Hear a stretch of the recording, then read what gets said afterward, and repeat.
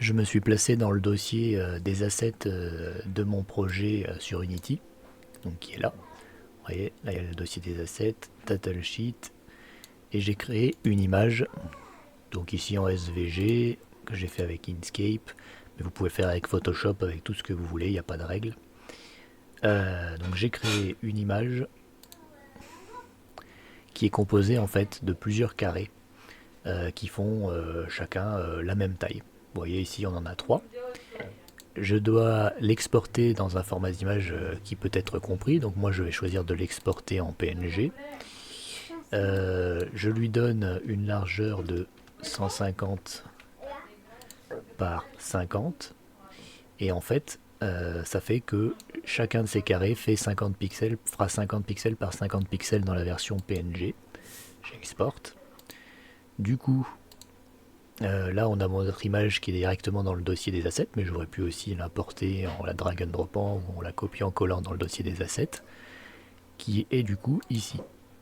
Là, on voit l'image. Si je clique dessus, on voit que les carrés sont tous considérés comme faisant partie de la même image. Je clique sur mon image. Là, j'ai ce petit menu qui apparaît. Je dois changer le nombre de pixels à 50 et préciser qu'il s'agit d'une image qui contient plusieurs carrés différents. Ensuite, je clique sur Apply pour appliquer les modifications. Je vais ensuite cliquer sur Sprite Editor. Là, j'ai cette partie qui s'ouvre, cette fenêtre qui s'ouvre. Je vais dedans. Je dis que... Alors, je vais dans Slice, pardon. Donc là, j'ai cette fenêtre qui apparaît ici. Donc, je dis que je veux créer par grid.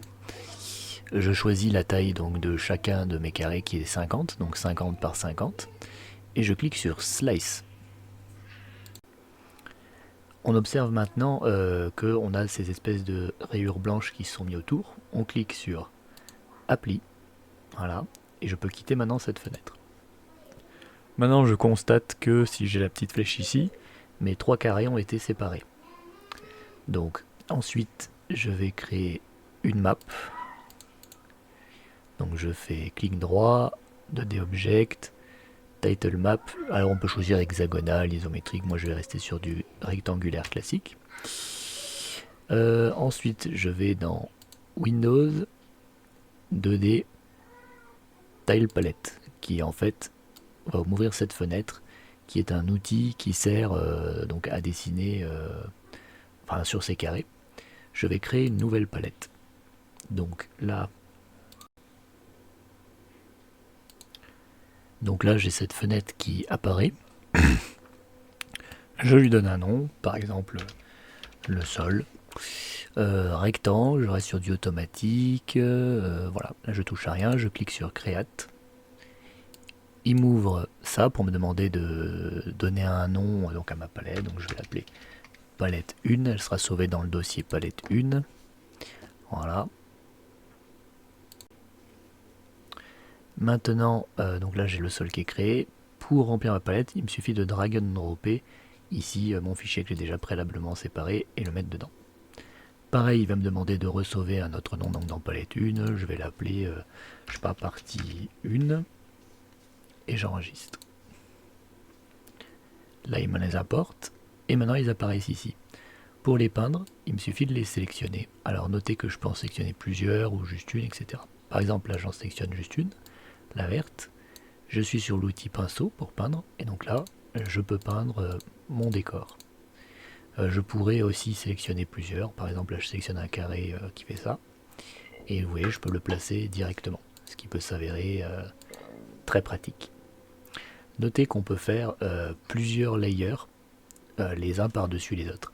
Si par exemple ici je sélectionnais la partie verte et je prenais ça, voilà, donc je vais, je vais tout colorier en vert. Donc je me mets là, voilà. Si maintenant je me mets ici, alors je me mets dans le grid, je fais un clic droit. Je peux rajouter un title map rectangulaire par-dessus le précédent, allez, que je peux bien appeler 1. Alors il y a des paramètres, animation frame rate, order in layer. Voilà, donc je pourrais mettre un 1 ici, par exemple, et lui, son order c'est 0. Donc là, je me mets dans le 1, je peux réouvrir ma palette, donc Windows 2D Tile Palette. Là, je dis que voilà, je suis dans le 1, donc là, celui du dessus, et je peux, par exemple, dessiner de la terre par-dessus, comme ça. Donc, je vais me mettre en pinceau, voilà. Et de cette façon, je peux mettre plusieurs couches successives dessus. Par exemple, celui-ci, bah, je pourrais le supprimer, j'ai toujours la couche du dessous.